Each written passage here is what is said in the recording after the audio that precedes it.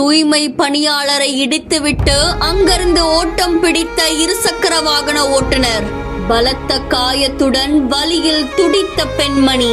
விபத்து குறித்து காவல்துறையினர் மேற்கொண்டு வரும் விசாரணை.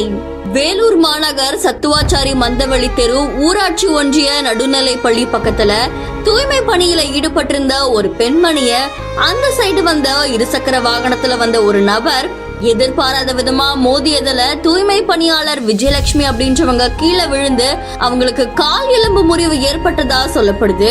இது குறித்து சத்துவாச்சாரி காவல்துறையினர் விசாரணை மேற்கொண்டு வராங்க அப்படின்னு கூறப்படுது.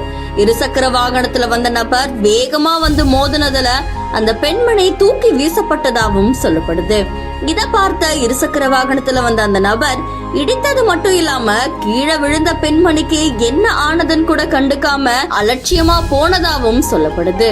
இந்த செய்தி அந்த பகுதியில் பெரும் பரபரப்பானது தொடர்ந்து பெண்மணிக்கு உதவ அந்த பகுதி மக்கள் விரைந்து ஓடி வந்ததா கூறப்படுது.